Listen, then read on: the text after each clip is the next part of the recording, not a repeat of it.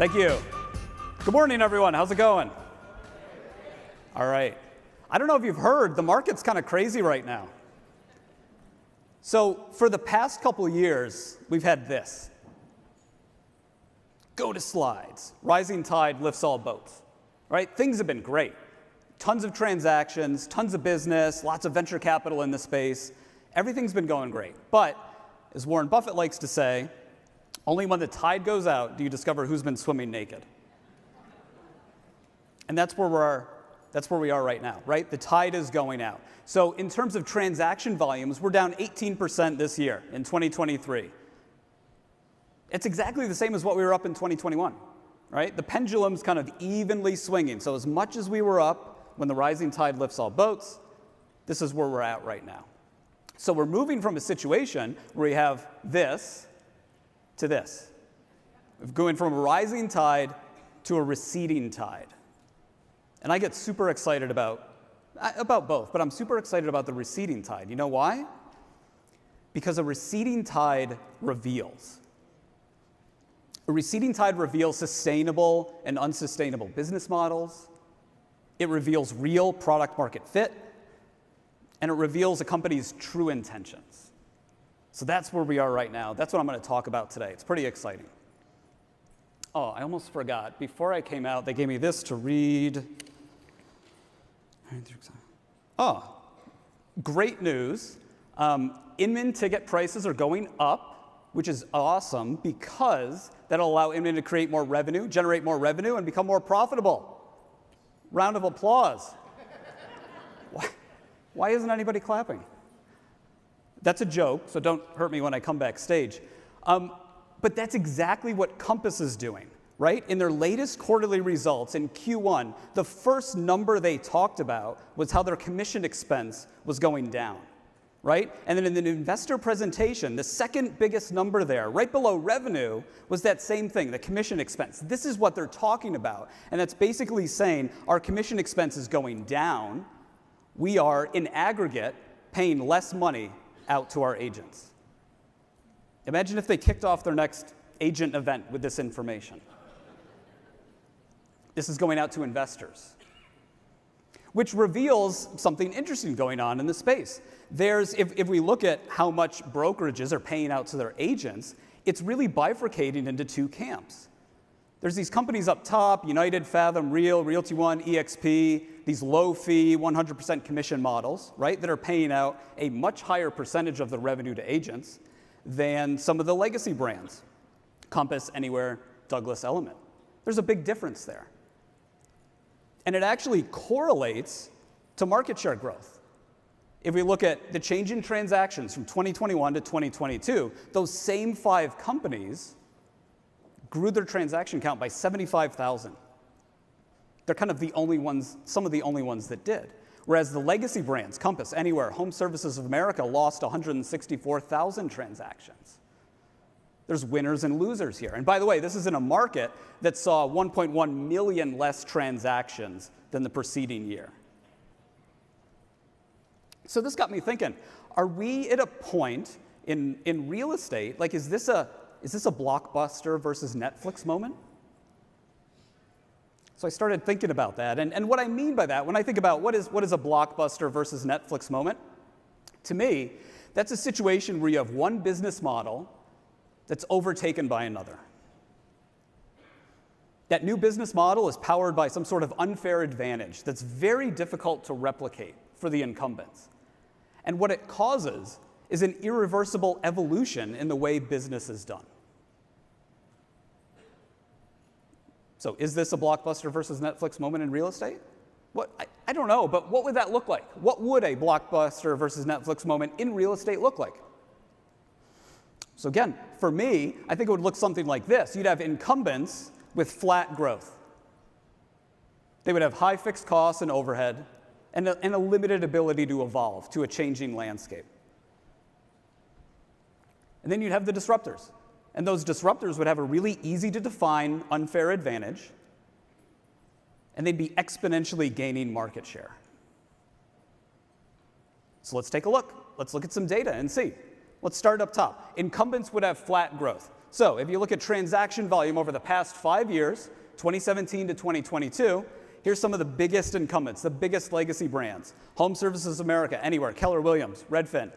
That's flat growth, right? 1x. They have not increased. Looking at the data a different way, here's a line chart, right? You can kind of see, there's ups and downs, right? 2021, when the rising tide lifts all boats, they go up. 2022, when the tide's receding, they go down. But fundamentally, those are relatively flat lines, flat market share growth. Okay, we got that. What's next? High fixed costs, limited ability to evolve. So if we go back to Q1, look at some of the operating expenses. You see these legacy brands like Anywhere and Compass. Their operating expenses were 4 to 6 times higher than a disruptor like EXP. Hundreds of millions of dollars more. And by the way, in that quarter, EXP did more transactions than both of those companies combined.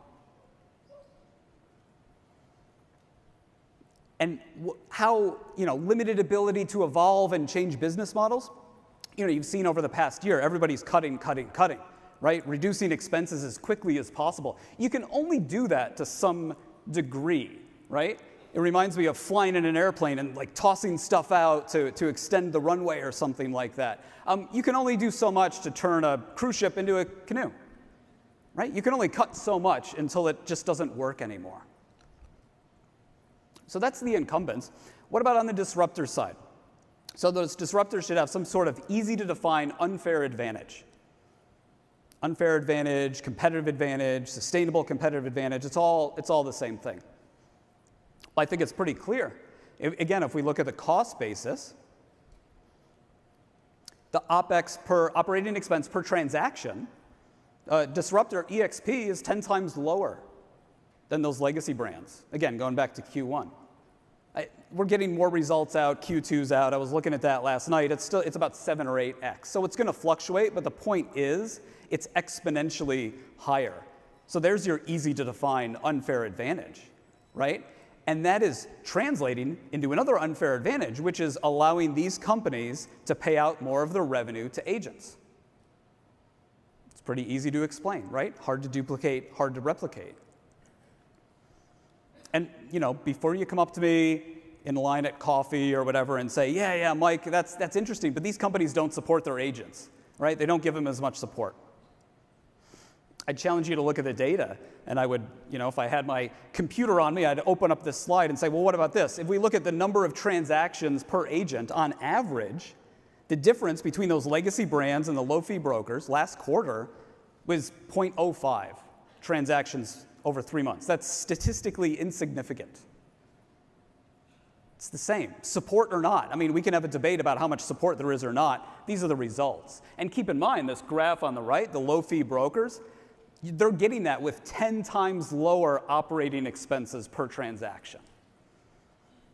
I don't know about you. If I was a business owner, that's probably the business model that I would want to be working with, right? So what else? Netflix versus Blockbuster moment. We would have disruptors exponentially gaining market share. Let's go back to this graph, right? We got a bunch of 1Xs, relatively flat growth for the incumbents, and then boom. Compass and EXP, 13 and 16 times growth. Exponential, that is the very definition of exponential growth over the past 5 years. And that 16x, just to put that into greater context, that's like going from a $50,000 a year job to an $800,000 a year job. It's like moving from a 600 square foot loft to a 9,600 square foot mansion. Or in EXP's case, going from 25,000 transactions in a year to just about 400,000. That's massive, massive, massive growth. Now, if we go back to that chart, if you're astute, you're probably saying, yeah, Compass. Hey, Mike, are they a disruptor or are they an incumbent? Compass is really interesting. They have the growth of a disruptor with the business model of an incumbent. So it's hard to define this, right? And I guess if we look at the data a different way, you can see kind of that exponential growth between someone like EXP and Compass, but also the problem. Kind of up until 2021, that's when capital was easy, free, right? You can spend billions of dollars growing, which is what Compass did. But in 2022, market share went down versus EXP going up. So all of this results in this fundamental business model advantage. So if you look at profitability, adjusted EBITDA, again, it's bifurcating into these two camps. You have these companies that are profitable, brokerage businesses that are profitable, and then brokerage businesses that are very, very unprofitable. So all of that unfair advantage that they have around the business model is translating into an actual difference in results. Now, on the topic of adjusted EBITDA, you might be wondering, what the heck is that, right? That's this manufactured financial metric, but it's a metric that companies report. So if you're reading press releases or listening into investor calls or just kind of hearing about profitability, you got to be really careful what number you're looking at. So I found this chart. This helps explain it really well. That's adjusted EBITDA, that's EBITDA, and that's net income. Looks delicious. So what does that mean in practice? Well, if we go back to 2022, here's some adjusted EBITDA numbers as reported by these businesses, right? I've gone to the trouble of highlighting the unprofitable ones in red. You can see, there's profit, there's unprofit, right? That's all fine. But what does that mean when we flow it through to actually net income? Results in, collectively, with these 5 companies that I just picked, $2.5 billion in net losses. Everybody's got a net loss once you boil that down. Now, this is not to say this is good or bad, and there's one number that is the ultimate truth. These numbers all have validity, and I'm not trying to disparage anyone for reporting that. What I'm trying to do is bring a little transparency into this, so when you read something and you read about a company being profitable, I'm just saying, hey, it depends on which number it is. All right? So just keep your eyes wide open when you're looking at that and you're considering that. And by the way, only one company here had a net profit last year, 2022, EXP again. So let's go back to this, answer this question. Is this a Blockbuster versus Netflix moment in real estate? Well, I don't know. It doesn't fit the analogy perfectly. Maybe it's an iPhone BlackBerry moment. That's it. That's it. The point is, there's no answer to this. All right? There's no answer to this.